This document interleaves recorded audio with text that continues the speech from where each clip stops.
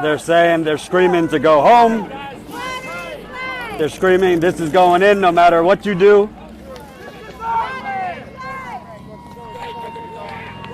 And they're across the street cheering, basically, as the water protectors go the other way. And right here next to me is the militarized police. So, as you can see, they are right next to you.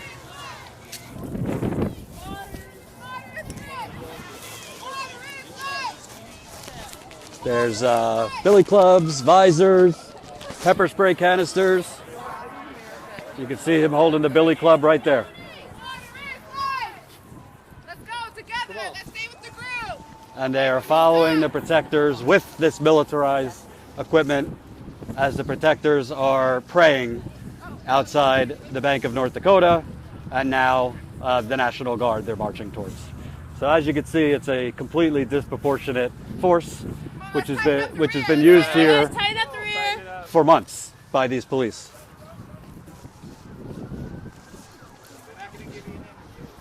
And the police here, as I've been saying, they are cleaning up. They're getting overtime. They're making all sorts of money. And the state of North Dakota, the government of North Dakota, recently got an additional grant of, I think, $4 million approximately to fund this militarized police force. And the police, essentially, it's a surveillance state. They fly above the camp. They fly above vehicle caravans as the vehicles drive to these demonstrations. They jail people without actual charges. People are in jail for days without knowing what they're charged for. As you can see, you see them inching up with the protectors. And now you got even more coming in.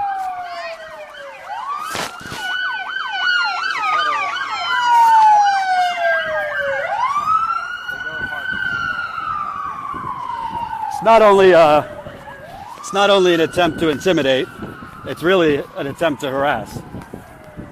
There's no reason to have billy clubs out. There's no reason to have pepper spray out. But the police have essentially been allowed to operate with carte blanche by the governor here.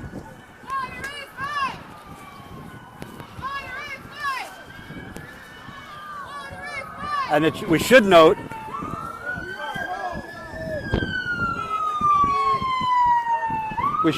that a lot of the prayers that the water protectors are doing. Hey, sister, forget the wakichi. Hey, don't acknowledge it. Don't acknowledge him. The gentleman across the street is saying, "Fuck you, terrorists," to the water protectors. So as you can see, the white privilege is out and about. Very strong here. Not everybody, but definitely some of the supporters of this pipeline don't give a damn about the Native Americans or the people here supporting them. All right, they got us boxed in right now, guys. And he was saying, "Fuck you, terrorists." So apparently people holding signs and praying are terrorists. And as you can see right here, the police are right behind me with looks like pepper spray canisters. Vets on the center, please. Veterans in the center. Come on, please. Let's go. Nobody wants to get arrested. Officer, what do you have the pepper spray for? Just curious. Yeah, they're not answering. So apparently there's a need for pepper spray in response to hundreds of peaceful protesters.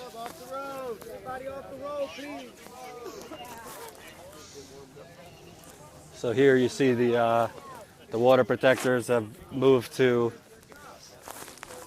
the National Guard.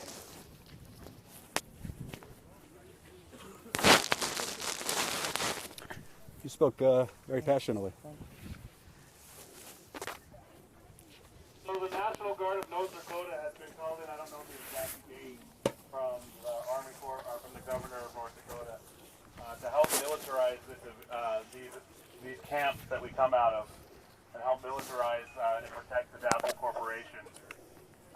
What we're asking is for the President of the United States to federalize this National Guard and take it away from the jurisdiction of North Dakota, and to federalize these officers that they may stand in the defense of what is sacred, and that they may stand in the defense of the treaties of this land to protect this Constitution, thus saving our nation and the Constitution of the United States.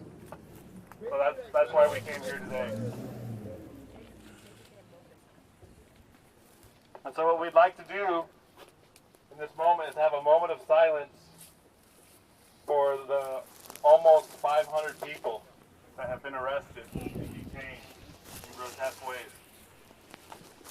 We'll start that silence now.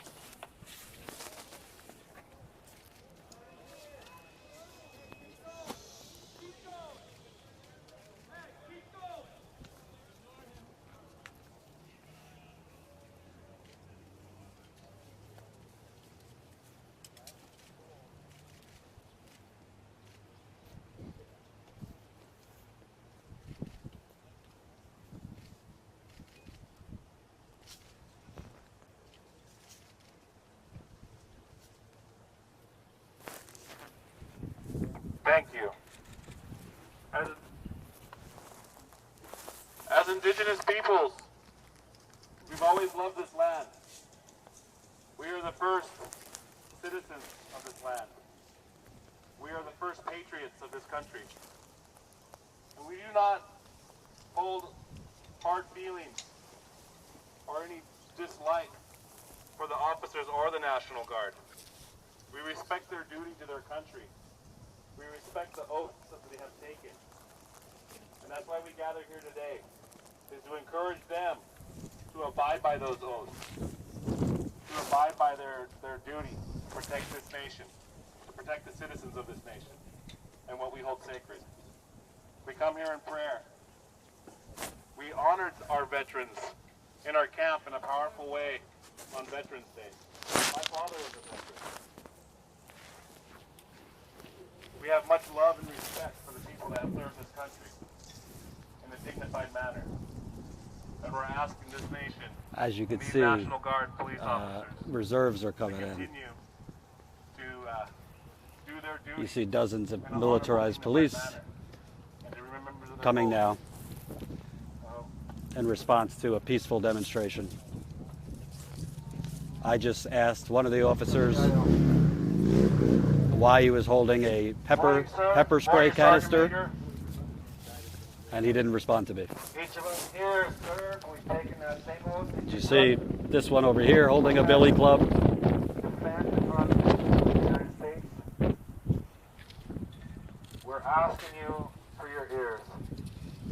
You have the National Guard here.